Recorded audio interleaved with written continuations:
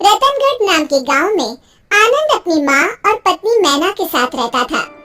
मैना देखने में बहुत खूबसूरत और व्यवहार कुशल थी, लेकिन वो अपने साथ कुछ खास दहेज लेकर नहीं लाई थी, इसलिए आनंद की माँ उसे पसंद नहीं करती थी। आनंद बेटा, मैं सोच रही हूँ तुम्हारा दूसरा लगन करा दूं। वो क्यों माँ? मैना सुंदर तो है, साथ ही सुलझी हुई लड़की है। तो उसकी बुद्धि का मुझे अचार डालना है क्या? 2-4 बर्तनों को छोड़ दो तो मायके से एक ठेला भी नहीं लाई। माँ, हमें किस चीज की कमी है? भगवान की दया से सब कुछ तो है। अरे समाज में रुतबा भी तो होना चाहिए ना। भगवती के बेटे की दुल्हन छोटा हाथी भरकर बर्तन भांडे लाखों के जेवर लाई है, और बहू देखने सुनने में भी ठीक ठाक है। होगी माँ, पर अब तो मैना ही आपकी बहू है। नहीं नहीं, मैं तो दूसरी बहू ही लाऊंगी। माँ, अब राजे महाराजे वाले जमाने गए। मतलब मेरी भोली माँ, यदि एक बीबी के होते दूसरी शादी की तो मेरे साथ साथ तुम्हें भी जेल की चक्की पीसनी पड़ेगी। और अगर मैं पहले ही उसे भगा दूं तो? वो कैसे माँ? वो सब तो मैं संभाल लूंगी, तू बस देखता रहे। इतना कह के सुमन वहाँ से निकल जाती है। अगले ही शाम की बात है। बहू, तूने सुना मोहन की दुल्हन कितना दहेज लेकर आई है? जी माँ जी। तुझे शर्म नहीं आई सुनकर?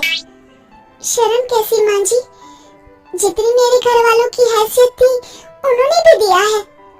अरे इससे ज्यादा तो भीख मंगे अपनी बेटी को देते हैं। ये सुनकर मैना कूट कूट के रोने लगती है।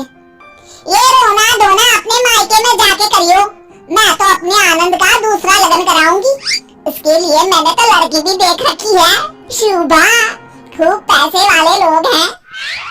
बाजी, ऐसा ना कहिए, आप जो कहेंगे वो करूंगी मैं। सुमन ने बहू की एक ना सुनी, वो वहाँ से चली गई। रात को जब मैना और आनंद सोने लगे, सुनो जी। बोलो। माँ जी आपके दूसरे लगन की तैयारी कर रही है। मैना, अभी रात बहुत हो चुकी है, सो जाओ, कल मैं माँ से बात करता हूँ। ठीक है जी, पर मैं कहीं नहीं जाने वाली, बताई दे रही हूँ। हाँ हाँ ठीक है मैना रानी। सुबह होते ही आनंद माँ के पास जाता है। माँ, मैना बहुत अच्छी लड़की है और बुद्धिमान भी है, क्यों आप दूसरे लगन के चक्कर में पड़ी हैं?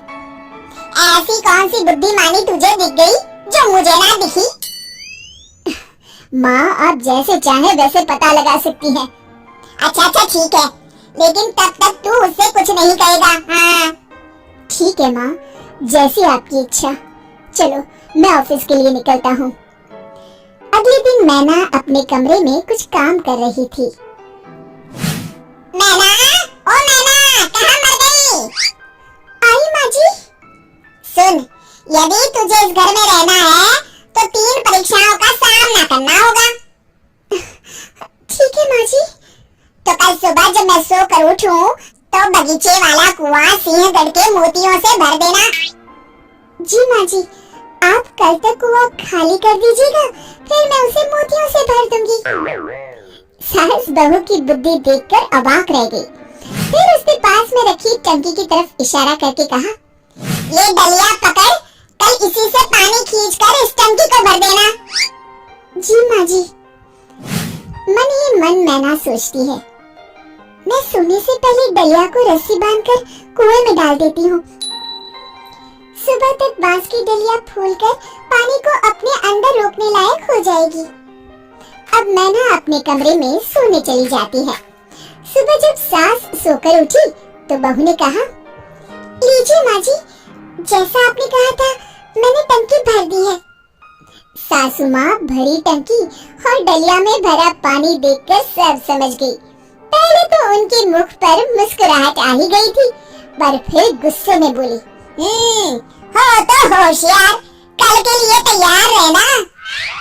मैना रानी को पूरा विश्वास था कि वो जरूर सफल होगी। दूसरे दिन सुबह आनंद काम के लिए निकला। नैना, घर में चावल का एक दाना नहीं है, तुम बाजार जाकर एक बोरी चावल ले आना जरा। जी माँ जी, पैसे दीजिए। यही तो चुनौती है, तुम्हें चावल बिना पैसे के लाना है। क्या, बिना पैसे के? हाँ, और अकेले उतनी दूर जाना ठीक नहीं है, तो तुम साथ में ये नील गाय ले जाओ। जी। और हाँ, नील गाय बेच कर मत आइयो, नहीं तो घर में पैर नहीं रखने दूंगी। नहीं बेचूंगी माँ जी, आप निश्चिंत रहें। दोपहर को मैना ने सास को आवाज दी, माँ जी लीजिए, मैं चावल की बोरी ले आई। हाय हाय, कैसे उधार लाई क्या? नहीं माँ जी, नील गाय के बाल और सींग बेचकर। सास उसकी बुद्धिमानी देखकर फिर हैरान रह गई। ठीक है, अभी खाना बना, पेट में चूहे कूद रहे हैं। उसी दिन रात में मैना को बुलाकर सास ने कहा, सुन, कल मुझे राख की 2.5 हाथ की रस्सी बना के देना। राख की रस्सी? हाँ, सही सुना तूने, राख की रस्सी। मैना चुप रहती है। ये तेरी आखिरी परीक्षा है, अगर तू इसमें सफल होती है तो तू जो कहेगी मैं वही करूंगी। वो बिना कुछ कहे कमरे में चली जाती है।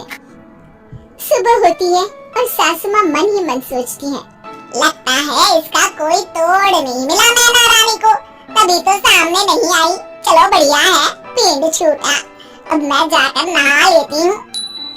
उधर मैना ने एक बड़ी थाली में नाप कर 2.5 हाथ की रस्सी रखी और उसमें आग लगा दी, जिससे वो रस्सी राख की बन गई। जब कुसुम नहा कर आई, तभी मैना ने आकर धीरे से थाली रखते हुए कहा, माँ जी ये लीजिए राख की रस्सी। सास ने परात की तरफ देखा और मैना को गले से लगा लिया। तू तो सच में विद्वान है री, मेरे आनंद के लिए तुझसे अच्छी दुल्हन तो हो ही नहीं सकती। शिक्षा, हमें दहेज का लालच कभी नहीं करना चाहिए।